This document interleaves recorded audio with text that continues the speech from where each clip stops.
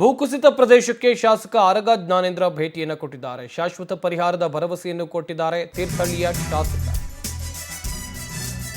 ದೊಡ್ಡಿನಗದ್ದೆ ಭೂಕುಸಿತ ಪ್ರದೇಶಕ್ಕೆ ಶಾಸಕ ಆರಗ ಜ್ಞಾನೇಂದ್ರ ಭೇಟಿಯನ್ನು ಕೊಟ್ಟಿರೋದು. ಶಾಶ್ವತ ಪರಿಹಾರದ ಭರವಸೆಯನ್ನು ಕೂಡ ಇದೇ ವೇಳೆ ಎಂಎಲ್ಎ ಕೊಟ್ಟಿದ್ದಾರೆ. ನಿರಂತರ ಮಳೆಗೆ ಭೂಕುಸಿತದಿಂದಾಗಿ ಆಗಿರುವಂತಹ ಹಾನಿ ಬಗ್ಗೆ ಪರಿಶೀಲನೆಯನ್ನು ಮಾಡಲಾಗಿದೆ. ಭೂಕುಸಿತದಿಂದ ತೀವ್ರ ಸಂಚಾರಕ್ಕೆ ಕಷ್ಟ ಆಗ್ತಾ ಇದೆ.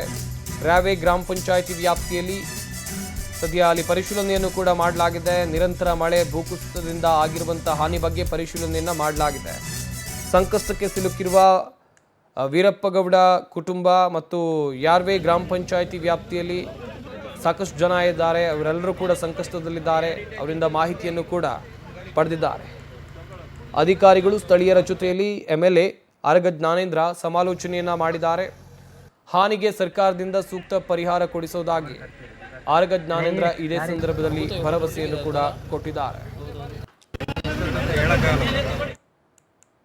ಗದ್ದೆಯ ವೀರಪ್ಪಗೌಡರ ಮನೆ ಏನು ಲ್ಯಾಂಡ್ ಸ್ಲೈಡ್ ಆಗಿದೆ, ಇದನ್ನು ನೋಡಲಿಕ್ಕಾಗಿ ಬಂದಿದ್ದೀನಿ.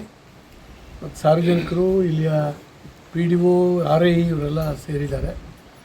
ನಾನು ಕೂಡ ಮೊನ್ನೆ ನಮ್ಮ KDB ಮೀಟಿಂಗ್ನಲ್ಲಿ ಹೊಸನಗರದಲ್ಲಿ ಅಧಿಕಾರಿಗಳ ಗಮನಕ್ಕೆ ತಂದಿದ್ದೀನಿ. ಇದು ರೆಕಾರ್ಡ್ ಮಾಡಬೇಕು, ಅವರಿಗೆ ಪುನರ್ವಸತಿಗೆ ಏನಾದರೂ ಮಾಡಬೇಕು ಅಂತೇಳಿ ಅವರು ಕೂಡ ಒಪ್ಪಿದ್ದಾರೆ. ಅವರಿಗೆ ರಾವೆಗೆ ಇಲ್ಲಿಂದ ಶಿಫ್ಟ್ ಮಾಡಬೇಕು ಅಂತೇಳಿ. ರಾತ್ರಿ ಹಗಲು ಇದನ್ನು ನಂಬಿ ಮಲಗಲಿಕ್ಕೆ ಸಾಧ್ಯ ಇಲ್ಲ. ಭಾಳ ಅಪಾಯಕಾರಿ ಸನ್ನಿವೇಶದಲ್ಲಿ ಮನೆ ಇವತ್ತಿದೆ.